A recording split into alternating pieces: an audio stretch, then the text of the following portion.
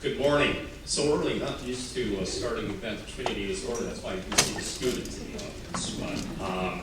But I'd like just to thank Linda and to thank everyone here. Particularly, I'd like to single out Scout Hal, who's our foundation, who's our spirit man, also a tough taskmaster for bringing us all along this path toward really a collective effort to promote regional dialogues. And we've had two prior for already. And the first one was on housing.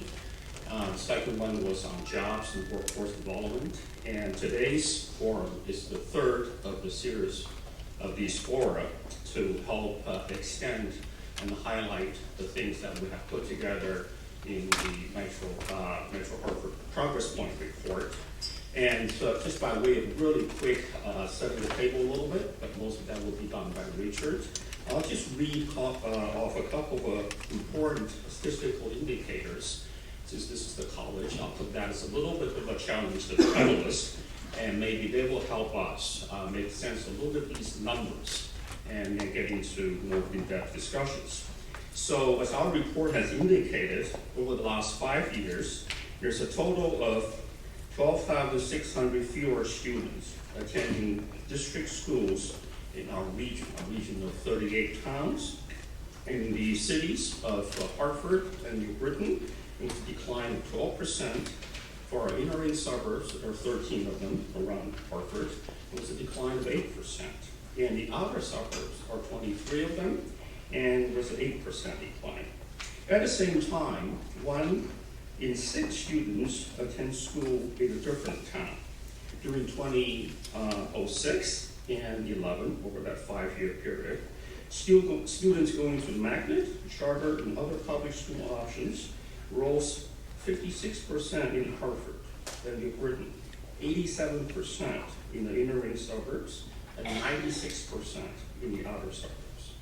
Finally, 68% of the students in Hartford entering community colleges or state universities will require remedial work, coursework, and training. And 49% in underperforming suburban districts require that as well. Even in the wealthy outer suburbs with well-funded school districts, that number is a third. So I read these 3 statistics as a way of kind of giving you a statistical picture of the complexity and the diversity of schools and schooling in our region. So with that, I'll turn it over to you. Hi everybody, how are you? Richard Sugarman. I'm the Executive Director of Hartford Promise and still the founding president of Connecticut Forum. So glad to be with you all this morning. So I think we have an icebreaker plan. Am I right, Scott? Is somebody going to provide that? Yes, I'm sorry. Please come on out. Please come on out. Hi, good morning. My name is Maura Cook, and I'm from United Way of Central and Northeastern Connecticut. We are one of the partners of Metro Hartford Progress Points, and this has been a really great partnership for us as we also released our ALICE report around the same time. So those of you who have been at the past forums probably know already that ALICE stands for Asset Limited Income Constrained Employed. So ALICE is really the important thing to remember, and if you're going to remember any letter in that acronym, it's really the E, it's the employed. ALICE represents a population of people who are working very hard in jobs that are vital to our economy, but are still struggling to make ends meet. What the ALICE report taught us is that 1 in 3 families in our state are currently not making ends meet. What we wanted to look at was what does it really cost to make it here in Connecticut? The federal poverty level tells us that for a family of 4 to be living in poverty, they're earning around $24,000 a year. The ALICE report tells us that for that same family of 4 to cover their basic needs, they need to earn nearly $64,000 per year. So there's a huge gap there. And when you're really just covering the basics, you're covering housing, transportation, food, childcare, healthcare. There's not a lot of room for extras or for savings, right? So we know that in those ALICE families, there are children. right? And that ALICE parents really want what we all want for our children. They want them to live in a safe community. They want them to have access to a great quality education. but there are difficult decisions that you have to make. So the purpose of this icebreaker this morning is just to get us thinking about all of the choices that parents have here in Connecticut, and puts you in the shoes a little bit of Alice parents. So I'm tasked with keeping us on time. So you are going to have 5 minutes to work at your tables. You have a game board in front of you, and you have a family scenario. There are blue and green families at your tables. So you can separate. If there are a lot of you, you might want to use 2. There are 2, 3, 4 of you, you can probably get away with just doing 1 board. You have Smarties. The Smarties represent your income. Do not eat the Smarties. You will have less money to spend. Your family scenario will tell you what your income is in the form of Smarties, so I have a timer. So you have 5 minutes starting now. The only row that you are able to forego is savings, okay? Okay, by a show of hands, how many people decided that they were able to buy books? That they were able to buy books? You guys bought books, so 1. Okay. Of those of you who had a science fair project, who purchased materials for the science fair project? So, really, what we learned from this activity is that when you're trying to cover the basics, the extras, the educational costs, sometimes have to be sacrificed. When it's buy my child a book and read to them tonight at home, or work overtime to put food on the table, that's a tough choice, right? And we know that Alice families have many tough choices that they have to make for their children.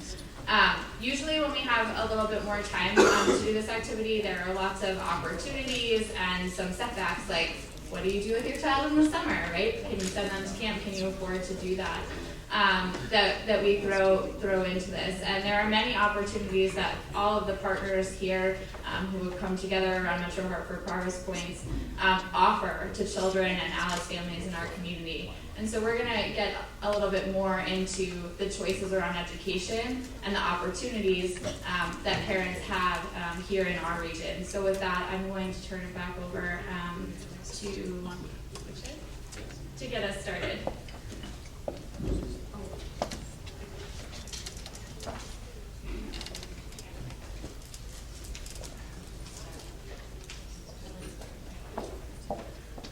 Hi, everybody. Good morning.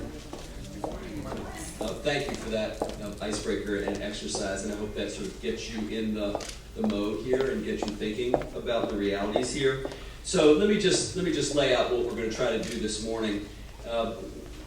We're going to take the data points that were mentioned earlier by Dr. Chan and that you all have and can read it from the Progress Points reports.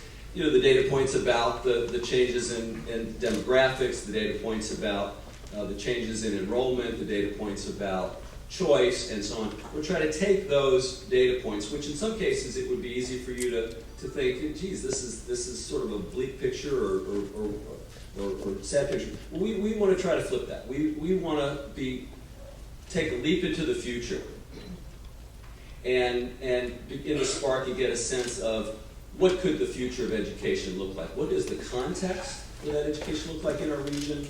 And what are some of the exciting possibilities and opportunities and ideas and things that we're not even thinking about today when we think about education that could really paint the picture for the future of education in our region, in our communities? That's where we want to go this morning. That's where we want to take this. And we're going to have a panel discussion for about a half an hour, and then there's going to be, following the panel discussion, time for you all to both ask questions, but also share your thoughts and ideas and comments and suggestions about what that future might look like and what some of the real exciting opportunities and possibilities might be. So hopefully there'll be plenty of time for that also. So be prepared for that.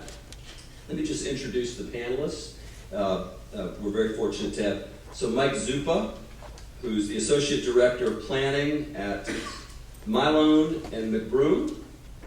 We have Bruce Douglas, who's the Executive Director of CREC, and I don't want to let the moment pass without saying to you all, Bruce has been the Executive Director of CREC for 16 years, Bruce? Yes. 16 years. And this is Bruce's last month as Executive Director. There'll be a new Executive Director beginning in January. This man has accomplished so much in his leadership role at CREC, That is an amazing 16 years of accomplishment. Can we just hear it from Bruce Douglas?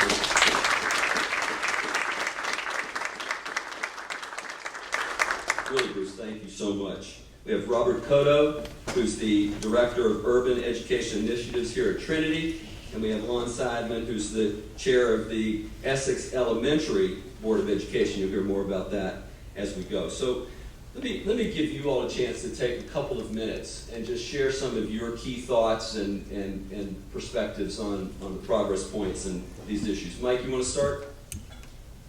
Hello, Richard. Thank you. It's a pleasure to be here this morning. Our firm is located in Cheshire, Connecticut. That's where our corporate headquarters are, but we're throughout New England. We offer a unique perspective in that my department, the planning department, does both demographics, school facility planning, as well as town comprehensive planning.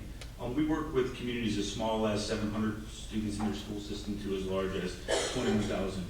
In the Hartford region, we have assisted Hartford Public Schools, Manchester, East Hartford, Vernon. We really know what's going on from a demographic standpoint, not only what it impacts the school systems, but also when we do municipal plans of conservation and development, we know what the big picture means to those local officials when we're trying to draft policies, understand the intersection with housing, economic development, and the struggles that some communities have when they realize that a large chunk of the budget is in fact dedicated to education. We've seen the various trends throughout the state. Our experience is bore out of work mostly with the most urban cities in the state of Connecticut. We've recently completed work in Hartford, Waterbury, Stamford, and Norwalk, as well as some of the extreme corners in Region 11 out in the eastern part of the state, down in Greenwich, as well as some of the inner ring and more suburban communities. We're seeing much different trends throughout the state, almost as if you were to divide it up into sections. Where the economy right now and the housing market is stagnant in the Hartford region, we've been seeing recovery over the last 3 years in the Fairfield County region. The most suburban school systems there have remained steady throughout the entire downturn of the economy. Despite declining birth rates, decline in housing prices have offered an opportunity for immigration. We did not see that elsewhere in the state. Many of the communities that have very diverse populations have been fairly steady throughout this economic downturn. Some of that resilience to the economic collapse has helped enrollments to remain fairly steady. Other communities, when you've coupled, especially in the Hartford region, the large magnet system that has exploded over the last decade has created problems at the local levels, which we've recognized in being able to plan appropriately for school facilities. So our experience in having helped communities from both the Board of Ed side as well as the Town Council and the Planning and Zoning Commission side, I feel can add a lot to today's dialogue, and I look forward to the discussion that we're going to have with the group today. Bruce. Thank you, Mike. Bruce? Good morning, everyone. My name is Bruce Douglas, and so it's a pleasure to be here. And I really want to thank our Trinity College, Hartford Foundation, Public Giving, and all the others who brought this group together. Just to say that, ask yourself while we're having this discussion about who do you love? Do you love all of Connecticut's children, or do you love the children who live in your town? Right? So today is an interesting day for us to come together. This past month is the 50th anniversary of one of the most important civil rights acts in the history of the United States. The 50th anniversary. The ESEA Act, the Education, Elementary Secondary Education Act, which guaranteed equity, okay, which was supposed to guarantee equity for all children throughout the United States. Not just the ones who live in my town, okay, but all children in the state of Connecticut.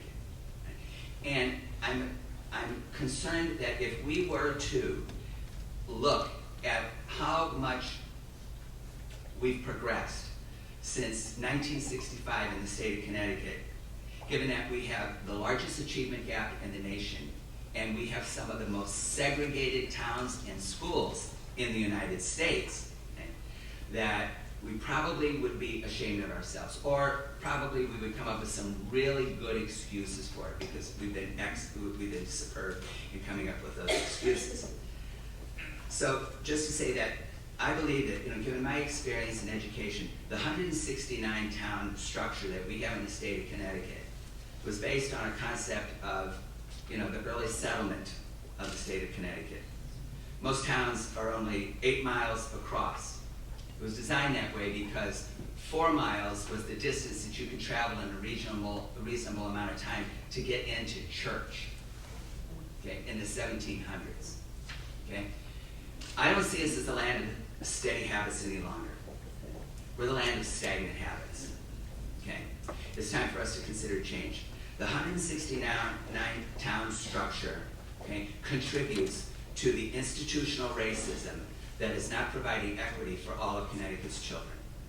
It's time for us to regionalize our school districts.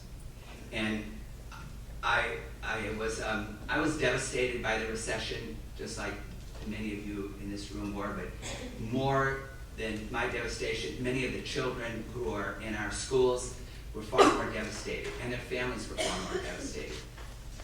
But there might have been something, some nugget during the recession that would have inspired us, okay, or given us the opportunity to have a serious discussion about regional services, working together regionally, creating regional school districts. Right?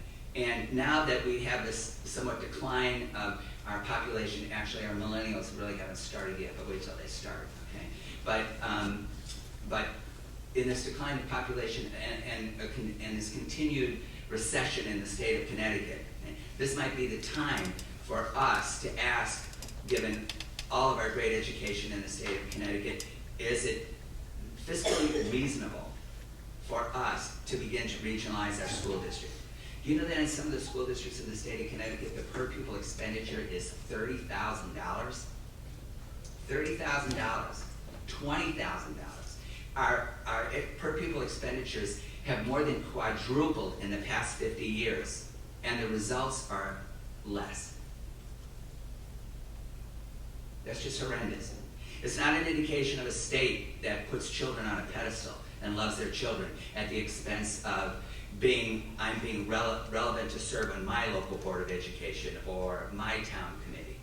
I want to preserve that institutional structure at all costs, including the cost of the best interests of the children and families in the state of Connecticut. But it's time for us to take a really good look at that. One of the things that we can do, and I left a proposal on your table, one of the things that we can do is begin to look at regionalizing school systems, okay, like in the capital region, okay, around our urban centers. The United States is the only country in the world that is still suburbanizing. Every other country in the world has realized that if we create strong urban centers, we create economic machines, economic engines. We do not have an economic engine in the capital region. We've abandoned our capital. And we've abandoned all the cities in the state of Connecticut. And so by coming together around our capital cities, our urban centers, we can revitalize those centers, whereby people, and especially if you look at the research on millennials, they want to live in cities. I don't know if you realize it, but we lose about 6% of the millennials in the state of Connecticut a year. Millennials want to live in the city. They're moving to New York. They're moving to Charleston. They're moving to Fort Myers. They're moving to Los Angeles. They're moving out of Hartford. Okay? They're moving out of Connecticut. If we can revitalize our cities with good schools, good grocery stores, good government, good mass transit systems, we will be able to take advantage of this time that we're facing right now with regard to recession and this time with the declining enrollment of our children in our schools. Thank you. Thank you, Bruce. Robert? Thank you. We're gonna dig back more into all of these things. Thank you. But Robert, please go ahead. Yeah, just a little introduction. Thank you, Bruce. So I'm Robert Cotto Jr. I work here at Trinity College as the Director of Urban Educational Initiatives, and I'm a lecturer in the Educational Studies program, which means pretty much they let me teach and do some writing on education.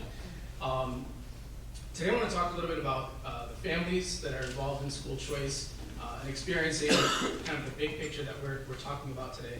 Let's talk a little bit about the data revolving school choice and demography. Before I came to Trinity and before I was involved in educational research, I was a teacher at an interdistrict magnet school operated by CREC called the Metropolitan Learning Center, and it's in Bloomfield. Taught there for 7 years after coming back home to Connecticut with a graduate degree, teaching certification. And that's kind of where I learned about the mission of Shepp versus O'Neill, learned more about magnet schools, school choice, and worked with the families pretty intensively. As a teacher, you get to know the people that you're working with quite a bit. In fact, one of my former students is in the room today, Lakeisha Houston. I taught her and her brother, and she's here, grown up, from graduating college, now working. She's back there in the corner being shy. Oh, she's not being shy. So like I said, you get to know some of the families that you work with and some of the things that they're concerned about, their aspirations, and why they chose the school. But then you also start to think about, you have this school, and I was at the time living in Park Terrace, which is in the Frog Hollow neighborhood of Hartford, and thinking to myself, how does this school look different from this school? And why are these kids, the kids that they are in this school, why did they choose that and why not this one? And so you start to have those conversations and discussions, and as a teacher, you're not really, it's not necessarily seen as your role to kind of like ask those questions and to be involved in those sorts of policy things. So after a certain point, I would say in my 5th year of teaching, I decided to run for the school board in Hartford through an interesting situation where I was able to live in Hartford and I didn't work for Hartford, so I could run for the school board as a teacher because I worked for CREC. At that point, got much more involved in the data. Having worked for CREC for a number of years, they're very data driven, so I started getting more involved in the data of school choice. And at one point, a group of people came to me from an organization called Connecticut Parent Power. They're based in Hartford here. And they said to me, Robert, you worked in a magnet school. You've done some data on the school board. You kind of immerse yourself in magnet schools, charter schools, and all that stuff. You've worked with the families. Can you answer this question for us? And the question they wanted me to answer was kind of a difficult one. They said, do magnet schools and charter schools do better academically than the regular non-magnet, non-charter schools in the area? And I said, well, that's kind of a tough question. And pushing me, because they wanted to be able to present to parents whether or not these options, these school choice programs were better, per se, than the regular schools that weren't magnets. I said, well, it's complicated. I can't really answer that question for you, but what I can show you is some data. And I can show you, and I'll talk a little bit about this today, I can show you that just kind of on average, magnet schools, charter schools, and technical schools tend to have a more advantaged group of students economically, by language, by disability status. And I kind of put this PowerPoint together for them very quickly using data from the state of Connecticut and showed them that this is what you're looking at. So if you want to answer that question, you have to kind of peel back some of the layers about these schools. And that presentation eventually turned into a report that was released last year called Choice Watch, that was released in April of 2014 by Connecticut Voices for Children, that looked very closely at the demographic features of magnet schools, technical schools, and charter schools in Connecticut, and kind of looked at the trends over the last decade or so. We found some of those same trends, but we went a little bit deeper, and I hope to talk a little bit about not only the report, but a little bit about how families are experiencing these school options, school choice options, in the context of all these conversations that we're having. So thank you. Thank you, Robert. Lon? Good morning, everybody. So I'm the educational layperson, I guess, on the panel. I'm on the Board of Education in Essex. I was elected 12 years ago. Just re-elected for another 6-year term, so by the time I'm done, I'll be 18 if I last that long. So we do have Senate lengths there. Now we have a very interesting school district because when my town got together with the 2 neighboring towns, Chester and Deep River, about 50 or 60 years ago, at the time, the post-war era, when we saw a huge population increase coming, each town had a little tiny high school and said, oh my gosh, we have a gazillion children coming here, what do we do? Back then, the state was actually incentivizing regionalization to the point where it was kind of a no-brainer to build the building and build it together. And you would think that, of course, in our towns, it was quite the fight to get that through. But it happened. And when they did this, they created a grade 7 through 12 regional school system. So we have a Board of Education that serves 7 through 12. And then each town retained their elementary school because even though we are small towns, it's actually pretty far apart between our towns. In fact, I've got to drive probably 15, 20 minutes to get a cup of coffee round trip sometimes. So it's not a small area geographically. So what happened was we ended up with 4 boards of education in 3 towns. And that is pretty daunting right at the start, and it still is, because we're still dealing with a huge group of 33 that meets every other month as a kind of try to make things a little bit more cohesive. But what they also did at the time they created this high school was they created a cost-sharing entity, because local control is important in town. It's not just because we're trying to keep people out. It's because in our area, we're spending 85 to 90% of our own tax dollars from property taxes on our schools. We don't get a lot of support from the state. And our taxpayers come to town hall every year and vote themselves a tax increase every year, something our legislators rarely do. So, there are a lot of challenges that we face financially, and regionalizing everything is proving very difficult for us, because it means that one town is basically giving up control over their education of their children to another town. And that's been a really daunting issue we've been facing. So we created this cost-sharing entity called the Supervision District. It basically becomes a 5th board of education in our 3 towns. But what it's let us do is actually employ people that we can move around to different schools without dealing with some of the barriers that the state has in allowing school districts to share resources. So it's worked out extremely well for us. In fact, now that we've been through a couple cycles of these population swings, we've been able to basically adapt to them over time without having to make really difficult changes to our school district. We've been able to very easily adapt to things. For example, we had a music program where we were seeing more scheduling issues more than population, but we were able to actually take all 3 teachers in this program and move them around to different schools without having the barriers that we would have if they were employed by a single school district. The problem, though, is that really this entity exists to get around limitations in what the state allows us to do with schools. And I think that's been the biggest challenge that I face on the Board of Education is how do we work around this limitation imposed by the state? Specifically, as it relates to these cooperative agreements, which is what our cost-sharing board is under the law, they are not seen as school districts. They're seen as a contract between boards, an agreement, and then everything we do in there has to be broken out into 4 different reports to the state for the purpose of the special education and everything else that goes on. So our towns are still writing paychecks for teachers in their own town, plus this cost-sharing entity is doing it. And we do all this extra work because we're not allowed to do things the way that works best for our communities. And I think when we're talking about regionalization, it's not just creating a larger entity that would be recognized as a school district. It's also allowing local communities to innovate, because one of the things that we'd love to be able to do is start offering spots to students from other areas, because we have the room now to do it, and I think it would be great if we could compete in that regard, especially with some of our more specialized programs. We've got a manufacturing program at the high school that's excellent. We're training kids to leave high school and go to work in precision manufacturing, which is the real future of manufacturing in the state. We're not really given a lot of leeway or the ability to even compete with other things like the RESCs and other organizations that are forming here in the state to offer those services. So I think those are the sorts of conversations we should have, because regionalism is not just creating regional school districts, it's creating, I think, almost a marketplace that we can compete in, both as school districts but also as RESCs and others, to give taxpayers the best deal, as well as giving our students really competitive programs too. So that's why I'm here today. Lon, I want to give you a chance. I want to give the other panelists a chance to take that further. So, Lon, you mentioned barriers that exist, or not being allowed to do certain things, but then you just said, the exciting innovations and things that are possible. I just want to give you a chance to, what are those barriers? Just if you could quickly, some of the key things that prevent your town from pursuing those great innovation opportunities. So I'll give you a great example. We just went through a process. We go through this probably every 20 years or so. We try to come together, and there's always one reason why we can't. And typically it involves the fact that the state defines a regional school district as basically having everyone take the cost of their students and just equalize it across the communities, which for our high school and middle school works because we all share a building.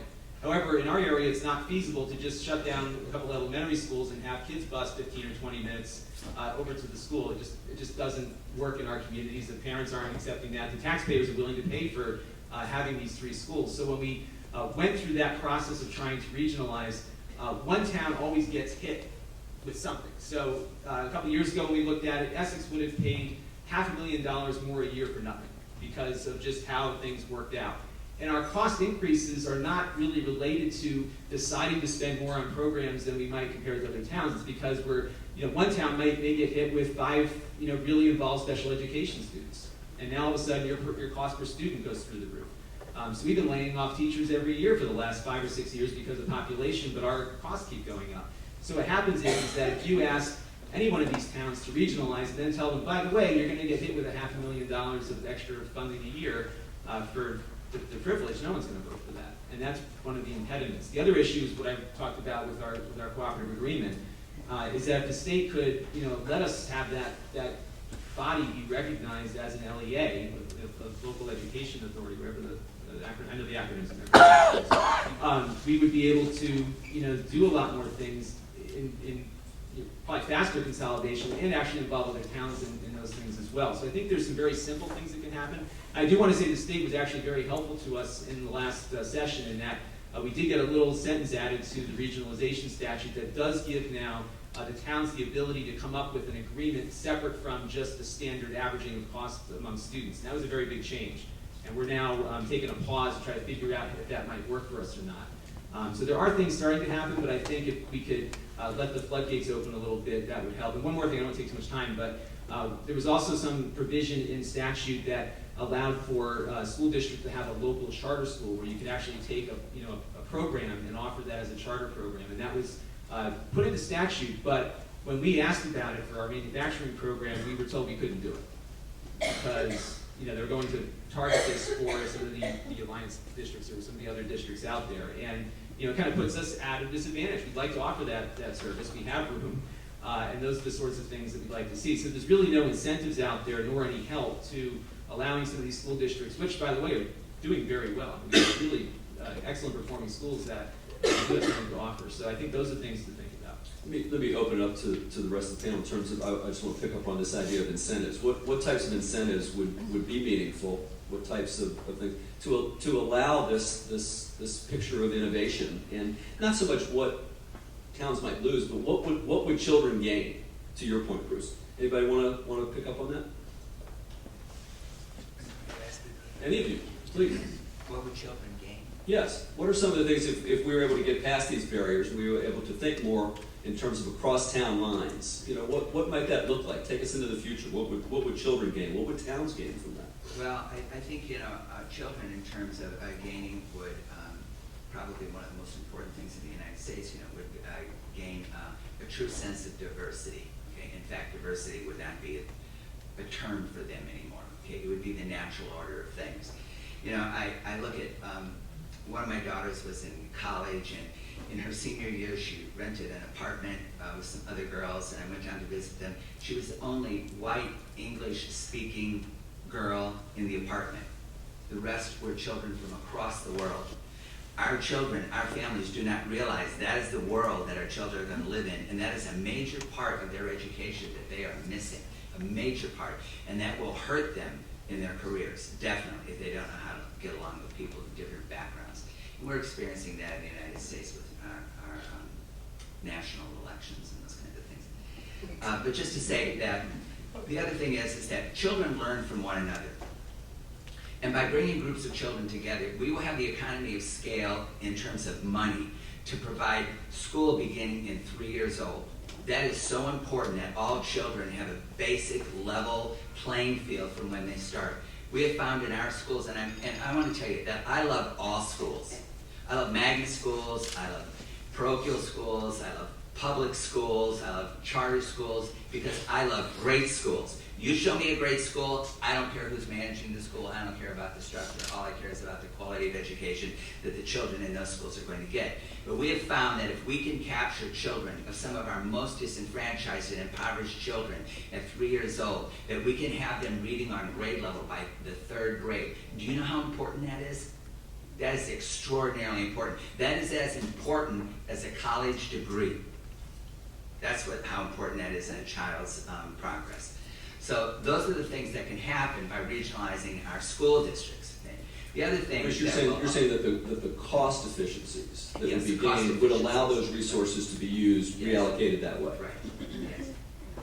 I think that, essentially when I look at the financial management of our schools, it's really wasteful. When you think about it, and you think about the skills that we as educators have, right, and boards of eds have, okay? We're given a certain amount of money. We don't have to earn it, okay? And we're told, spend it all, right?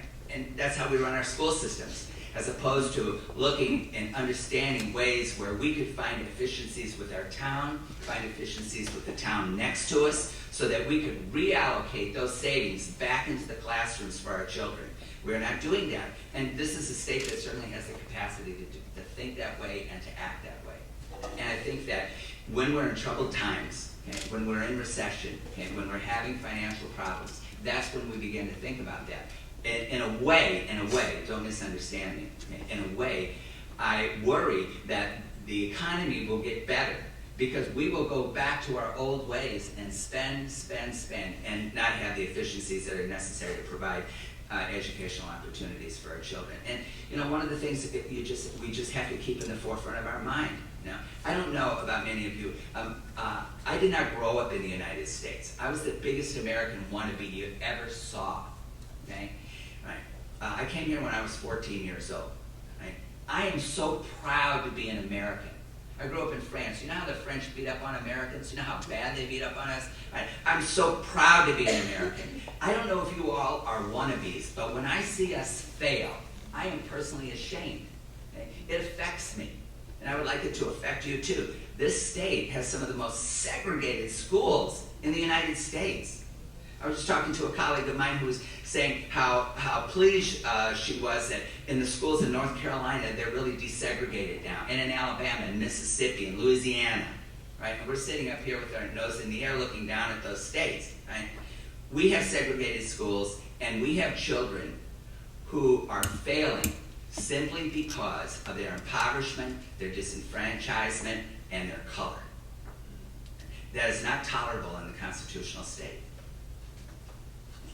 Thank you, Bruce. I think you just. May I respond? I want to give Mike a chance, then we'll come to you. Thank you. I'm going to come to you. Go ahead, Mike. I think you want to jump in. And again, I want to encourage y'all to help us see what this could look like if we're able to pursue the innovation and new ideas. Yep. Yeah, hearing how in Essex they're able to have a cooperative agreement, which is sort of one of the first steps to something larger and full regionalization, or being able to have that next vehicle to some economy of scale and cost savings. In many of the communities we work in, they're struggling with the same issues in that per pupil expenditures are in the mid-20s. As Bruce mentioned, they can no longer add those programs to keep them being innovative, modernizing facilities, and moving education forward in each of these local school systems. Presenting the information, having community dialogues in many of these places, it is so hard in Connecticut to overcome the autonomy. The autonomy of having your own school in your own community. Every town has their own elementary school. Many of them that are regionalized are only regionalized at either the middle school and up, 7 through 12, 6 through 12, 9 through 12. The old tradition of having a local elementary school is such a hard-fought battle where communities are really struggling to be able to pass budgets, failing budgets, and the desire to not lose their elementary school for the fear of no longer being able to attract young families, struggling to attract young families, outweighs that local level, that local fear of having that happen, outweighs the great benefits that Bruce mentioned. Being able to move forward, being able to provide additional dollars, lower per pupil expenditures, actually get something rather than status quo. I don't know what the solution to it is. We've struggled being able to have an improper or not the right mechanism in place at the state level to allow those conversations and have trust in those conversations to be able to move forward. But in many of the communities that we're working in, that's the hurdle. You get to the point of developing a plan, but that plan can't move forward because the proper vehicle isn't there at the state level, or the trust from the local level to the state level is not there to be able to actually begin to realize some of those savings. I'd like to pass it back. I saw Robert had his hand up to respond. But it's not. And again, it's not just the savings and efficiencies we've generated. It's also the education opportunities that would be provided. So there's a lot to be gained as opposed to what might we lose or want to hold on to. Robert? Yeah, I just wanted to respond to your question because I wanted to point out to the crowd. Pull that microphone over a little bit. Sure. I think the future is now. You asked how we can make incentives for innovation and incentives. We said, what would children gain by breaking down the lines? And I think, we have to think about what we have right now. We have, I would say, it's probably 80 at this moment, 80 magnet schools throughout the state of Connecticut, probably 40 to 50 in the region. Those schools break down the lines of towns. they have 50% Hartford kids, 50% not Hartford kids, right? And you have to think about how much of an accomplishment that is right now. 25 years ago, everyone went to the school that was in their neighborhood, and those neighborhoods were highly segregated, right? People made choices based on government policies to live in particular neighborhoods and to find particular schools, right? We know this, you guys can read Jack Doherty's book, On the Line, that talks a little bit about this historical process here in Connecticut, how people chose schools, chose housing based on what schools they could attend, and that kind of mapped onto racial and economic segregation. That was our reality 25 years ago, right? The lines were very rigid. We had the Sheff versus O'Neill case that said these lines are unconstitutional. What did they do? They said, we're going to create voluntary desegregation programs. And 25 years later, we have, like I said, 40 to 50 schools that break down these lines and kind of solved a number of problems, but created others, right? What problems did it solve? It solved the problem of people being attached to their housing and their schools. It solved the problem that researchers find that people say they want diverse schools and they want schools that are high achieving and high performing, but when it comes down to it, particularly white parents say they like all that stuff, but when they look at the racial makeup of a school and the academic makeup, which pretty much coincides with each other, they say, I don't want to go to that school. It could be the most fantastic school ever, but if it's a school that has 100% people of color, white parents are not choosing that school. And over time, we know what happens. The educational opportunities for kids in those schools and those neighborhoods that are isolated by race and ethnicity, they are diminished.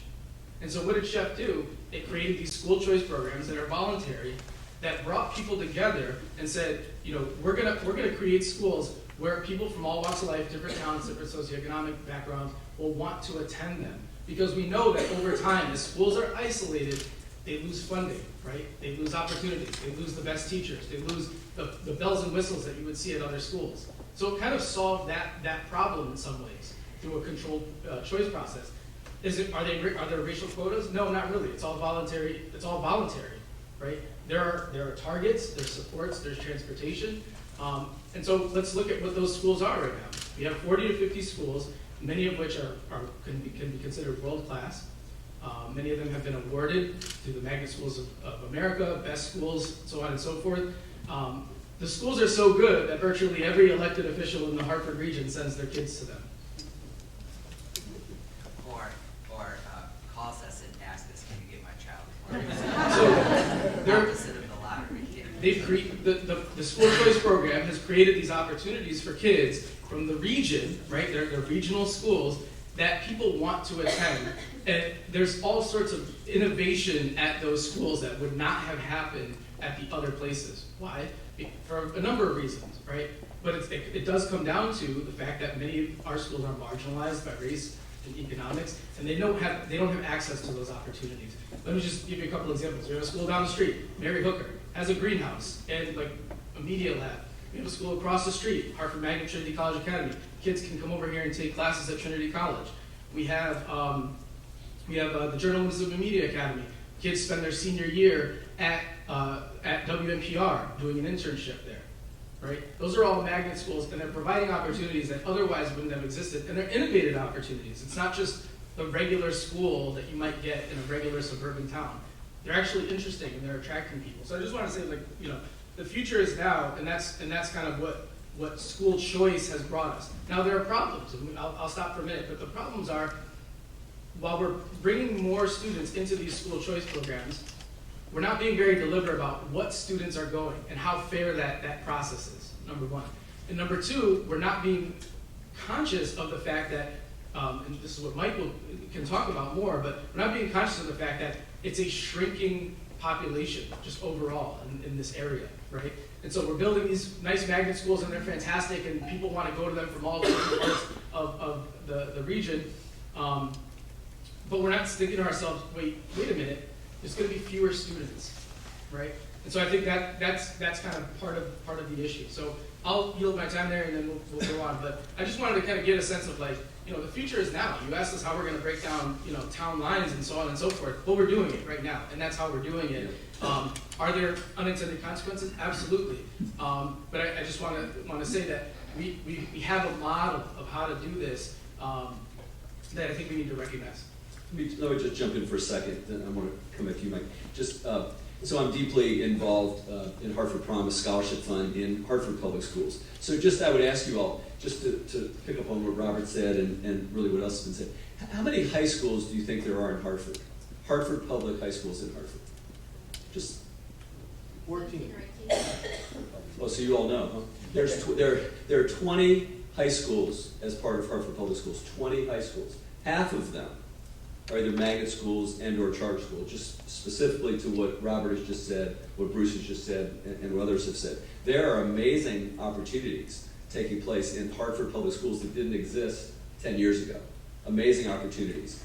So, and things are happening there differently than what would happen if there were still 3 or 4 high schools in Hartford. It's very different in terms of the children's experience. I just want to take one other second here just to pick up on. I listened to a presentation that Brendan Bastide did from the Gallup organization for the Traveler's Edge Symposium about a month ago. And in his presentation from Gallup, there are a few key things that he said were really essential to the future of education, educational opportunity for children. And a couple of those things were being educated in diverse environments. That those children that were educated in diverse environments, not that they necessarily just had a better education, but they did. But what they're able to do with that education in the world was so much significantly greater. I want to say 3 or 4 times greater than those children that didn't have those opportunities. Internships, experiential learning were 2 other key elements in terms of both academic performance, but beyond the academic performance, what children were able to do with what they learned in school and apply going forward. And not just apply in terms of how they felt in the world. I mean, this was real statistical data, so I would encourage each of you to take a look at the Gallup data from Brandon Bastide about that. I just want to take one other second here, and then I want to push you on another direction. Joey Ito from the MIT Media Lab was at a Connecticut Forum a couple of months ago, and I'll tell you what he said the framework was for all of the education to take place at MIT and the MIT Media Lab. It was the 4 Ps. And this is pretty interesting. It was about passion, which we all hear, and we can, but the other Ps were play, projects, and peers. That is the educational framework for all of the teaching and learning that takes place at MIT and the MIT Media Lab. Now think about, where are the best environments? What kinds of environments are the best environments for people to be able to experience and learn? Passion, projects, play, and peers. And those are the kind of environments we want to create for children. Mike, I want to give you a chance, and then I just want to take us in a slightly bigger direction just before we come to your questions, which we will in a couple minutes. Thank you. I just wanted to touch on what Robert was saying earlier about the demographics. And throughout the entire region, it's not only the enrollment is declining, births are declining, as well as females of childbearing age. We have an exodus of those young professionals, and how to get them back in. That's a much more robust question for a separate topic. But looking at the explosion of magnet schools and realizing that in the entire region there's only so many students, there's a pool of students.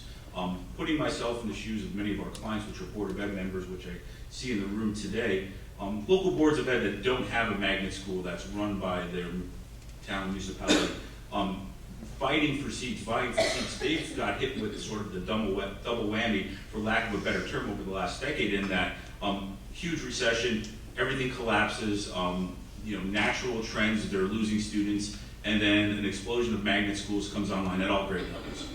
Students can go to, the Hartford Public Schools starting as early as 3 or 4 years old and have a full continuum of a magnet education, which is, great for diversity. It offers great opportunities. These are beautiful buildings, state of the art. Local municipalities now are stuck with, some are largely residential, they're struggling with home values, have declined, revaluation, taxes are going up. And now they're losing students, so their PPE or per pupil expenditure is rocketing through the roof. What do they do locally to be able to, either get on board with it or to be able to have a viable school system? Because when you're built largely from schools that reflect the population in the 50s, the 60s, and the 70s, it's very difficult to be able to reshape that landscape on the burden and the dollars of the local taxpayer. So I think the great benefits of the regionalized and choice school system also has some pretty profound impacts. Because as a consultant, we're in these local municipalities, helping them to be able to pass budgets, gain efficiencies, figure out how they're going to operate in an ever-changing landscape. Every year, new schools are coming online, more students are vying for those seats, and they're struggling to maintain a school system, even if we are going statewide or even regionally to a much larger magnet. What are the proper transition steps in the way? And it just seems that the local school systems have kind of got left behind and put in a very tough position.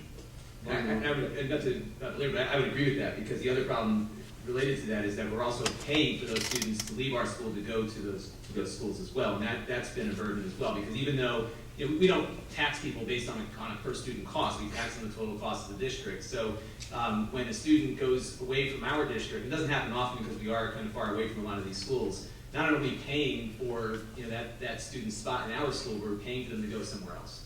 And so it's difficult, especially when we're not able to compete at the same level. We'd love to be able to offer that potential for other students to come into our school for certain programs, which the structure isn't there for that. And I think those are the sorts of things that, if you want to make a competitive education environment, make it competitive and give us a shot too.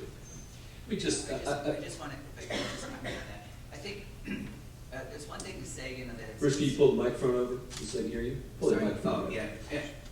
I think it's also about local boards of education being more entrepreneurial. There were opportunities to participate. Do you know that in my years at CREC, I've never been invited by a board of education to present the student achievement scores for their students who go to CREC schools, yet they pay tuition for their children to go to those schools? That is very unusual. We pay you to educate our children, but we've never asked you for a report on how our children are performing. And by the way, we collect the full per pupil expenditure for those children from our taxpayers, but we only pay you less than 1/3 for those kids to go to your school. So there's a residual there. So I'm just saying that entrepreneurism in education, public education, needs to be restored. It's not a matter of maintaining the same thing that we've done. It's not a matter of being institutionalized and doing the same process over and over again. A teacher who was teaching 150 years ago in the United States could walk in one of our schools today and know exactly what is going on. Exactly. It's the same thing. Right? So we need to begin to transform our schools. There was an opportunity in the state of Connecticut for school districts early on, 15 years ago, to develop their own charter schools and develop their own magnet schools. They were not entrepreneurial enough to take that opportunity, to see what opportunity was there for their children. These charter schools, these magnet schools, they could have been experimental schools, just like universities have on their campus. Okay? These could have been the schools that led the way to transformation of their own school system, but they weren't ready to take those opportunities. So what I'm saying is that collectively as educators and people in the public, we have to be more entrepreneurial, okay, more divergent in our thinking, and be more disruptive of the educational process that we have in place now, both in public ed and certainly by all means on higher ed, but that's another meeting altogether. Let me just ask you if you could just quickly, I just want to expand the context here a bit. So we've talked a lot about education, we've talked a lot about town lines and current what going across those town lines could look like and might mean for children in towns. But just could we just come back to for a second? So we've all said millennials will be key and the next generation will be key, and we're here to try to leap into the future and try to get a sense and a picture of the future. So what? Just tell us what could Connecticut look like if we were really good at being able to do the things that would attract millennials and focus on urbanization and really create the kind of atmosphere that the next generations really are looking for. What would that look like? Just if any one of you could sort of help paint that picture. Okay, could I- Go right ahead. Yeah. So on your tables, you have a proposal that we've submitted to the State Department of Education, the General Assembly, and also to the Mayor of Hartford. In order to build a magnet school, it costs between $60 million and $100 million. Right? If we were to take that $60 million or $100 million and revitalize neighborhoods in Hartford, we could create desegregation from the inside out as opposed to building more magnet schools. Right? The way to go, from my perspective, in terms of creating better schools, is to revitalize the city. That's where the investment should be.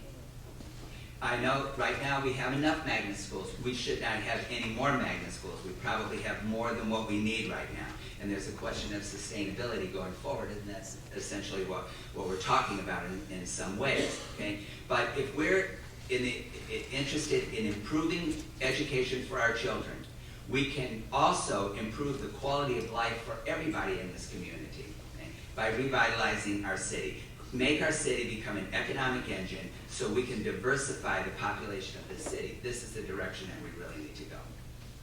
I know that, I see David Fink here, and I know that density is a key part of that, and all the things that lead to and contribute to density as well. So let me, we're going to stop here in terms of the panel discussion. I want to give you all a chance to ask questions and/or share reactions and/or your ideas and thoughts about what this future could look like and creating opportunities. Just let me see your hands.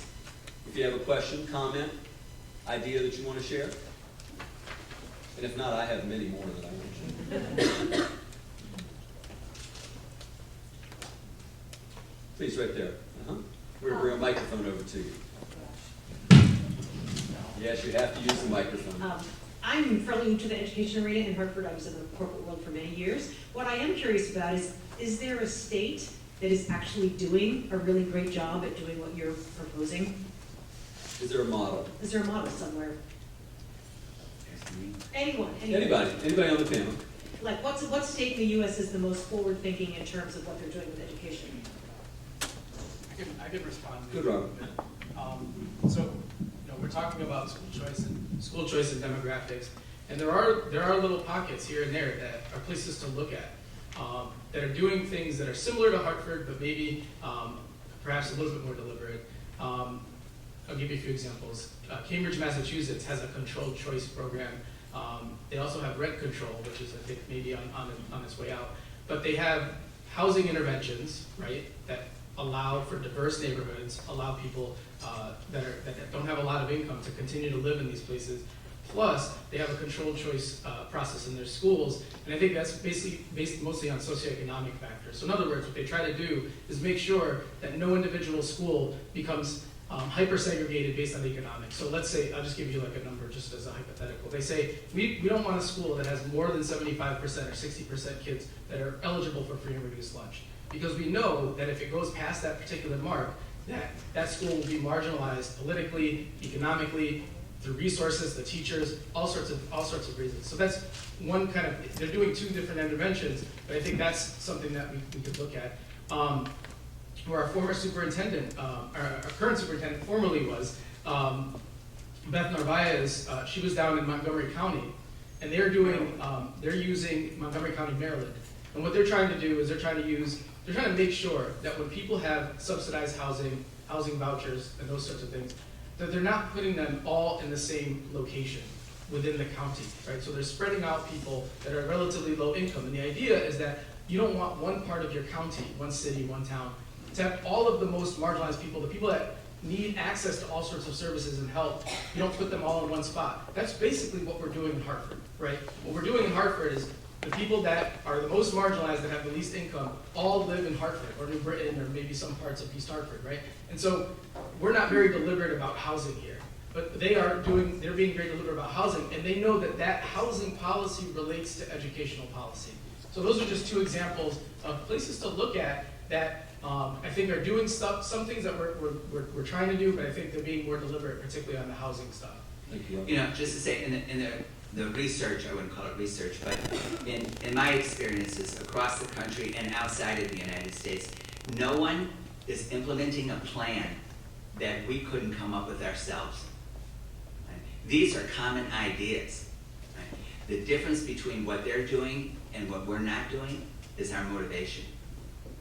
It's all about motivation. It's all about leadership with a vision motivating us to act. Okay? And that has been absent. Is that Martha? Hi, Martha. How are you? So let me just jump in. I think if you looked at Cincinnati's Strive program, both in terms of the educational work that's been done and also sort of how that's been thought of in a regional basis. And I would also encourage folks to look at the Pittsburgh Promise for the same reasons. And in both cases, I think they're key partners in terms of higher education is a part of this, business community is a part of this, healthcare providers are a part of this, University of Pittsburgh Medical Center is a major part of that in Pittsburgh. So I think there's that collective that takes place, that collective impact approach that Cincinnati really has pioneered to a great degree. Those are two that I would look at. Yes, in the back. Good morning. Good morning. My name is Marilyn Calderon. I'm the Executive Director of Connecticut Parent Power. And I just want to give a shout out to Bruce Douglas. He's been an inspirational leader since day one. He has definitely hit the nail right on the head when he says, do you love our children in Connecticut or just the children in your town or city?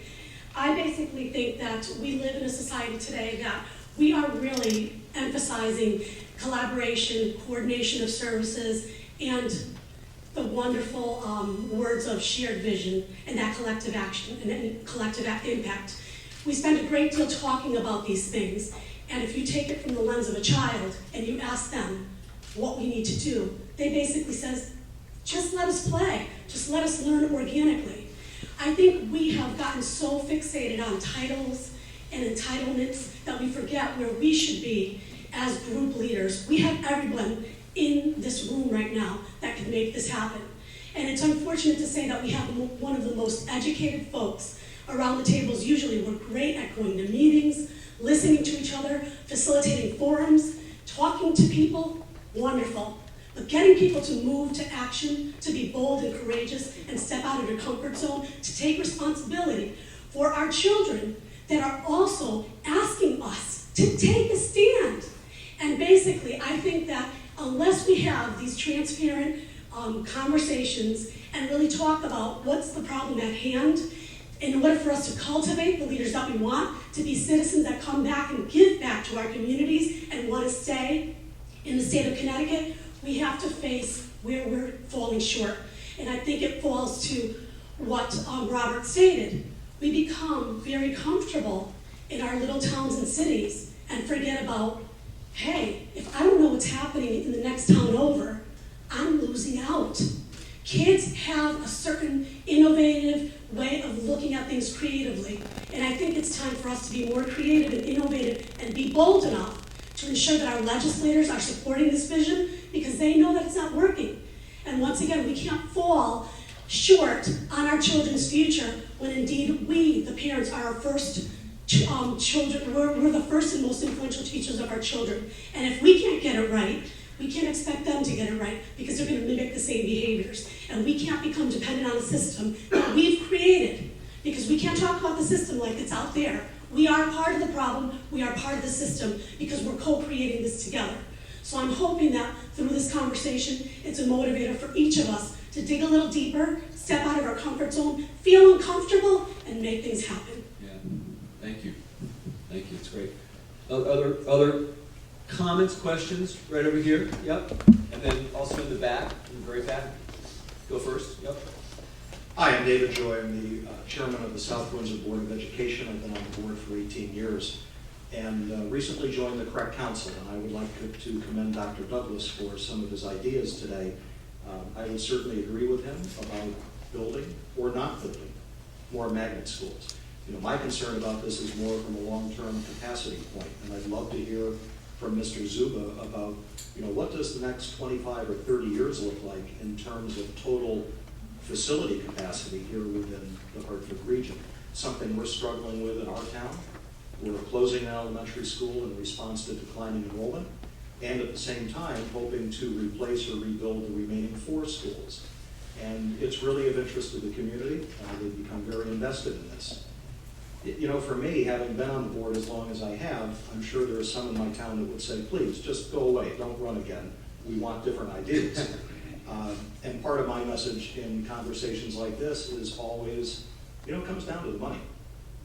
And I know in our town, tax impact is of great concern. And as we all know, the local burden on taxpayers for education costs is probably not ideal. You know, the state has not been the partner it should be. And the federal government has not been the partner it should be on special education costs. So we talk about, how do we break this current model and do something different?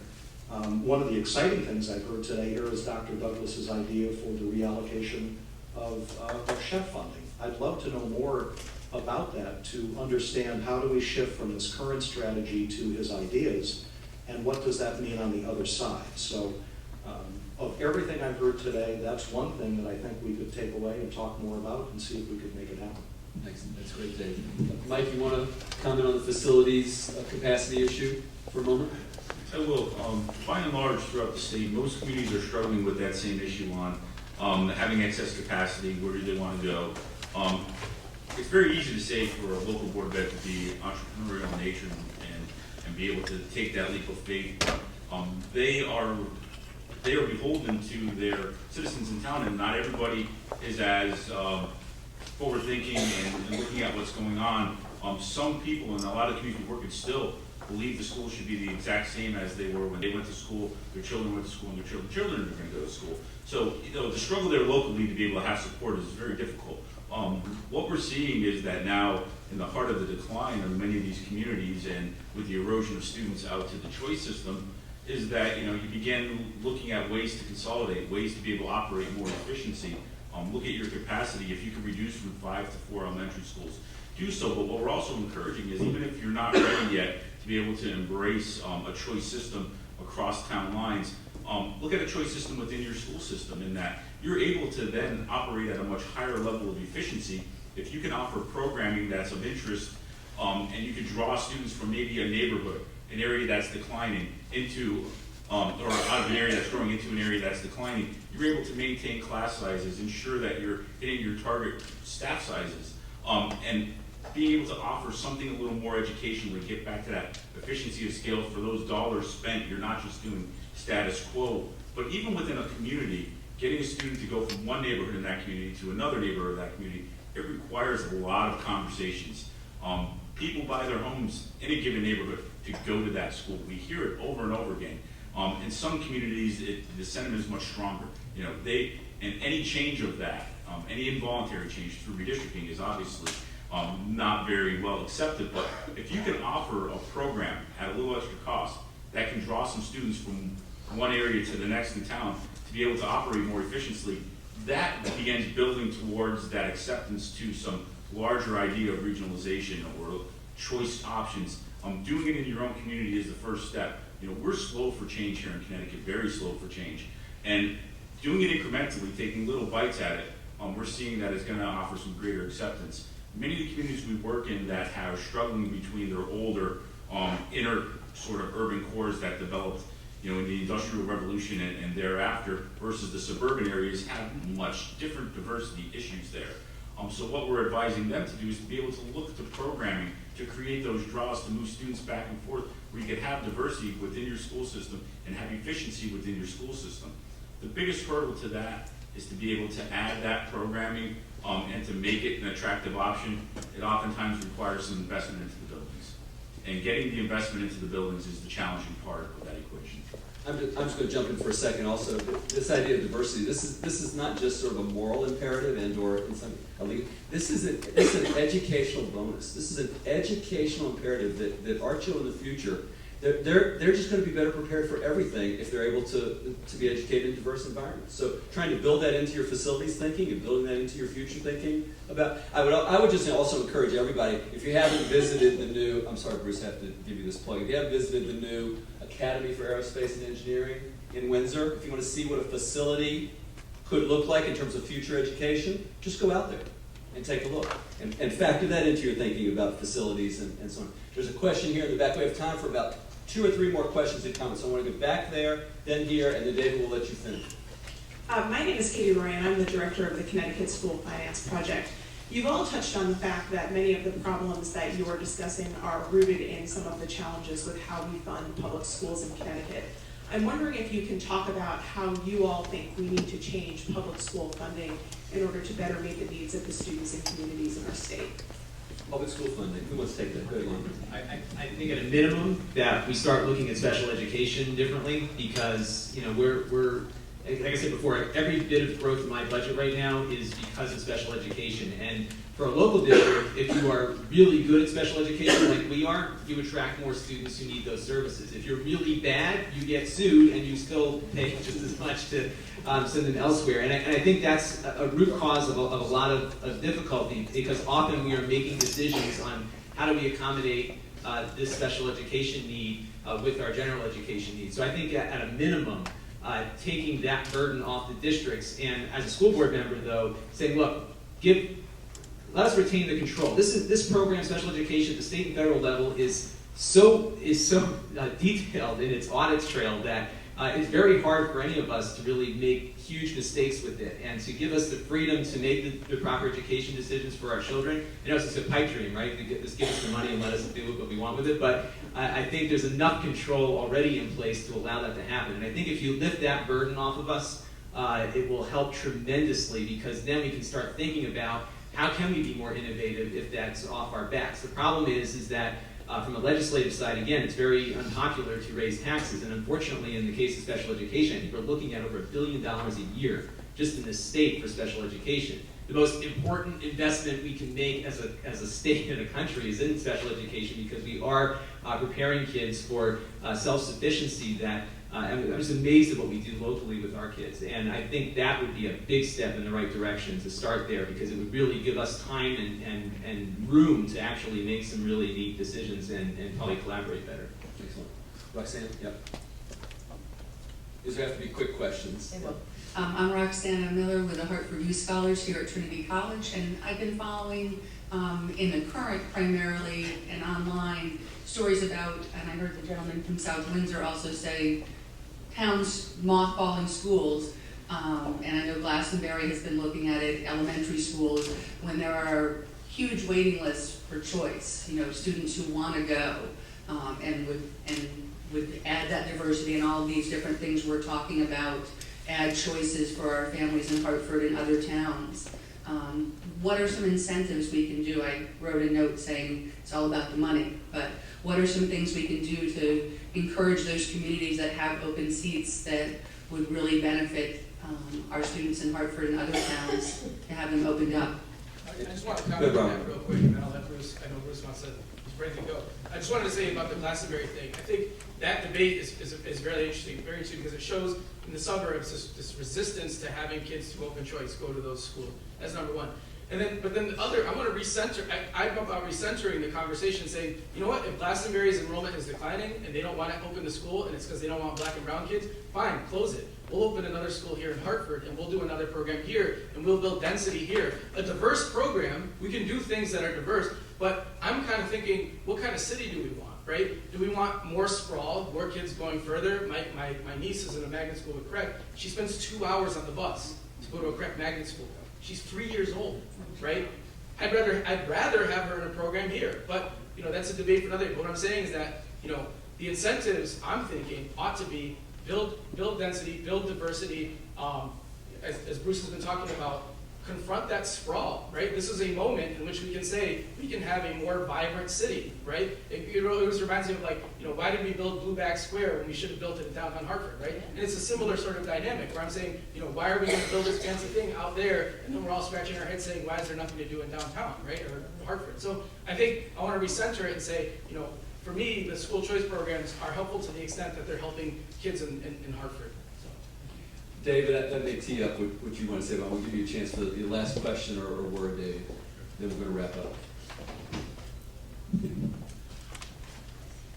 A lot of the fiscal pressures that towns and the state are feeling right now is because of the way the state has grown. We allowed a lot of single-family homes built in a lot of towns, and there's no market for those now.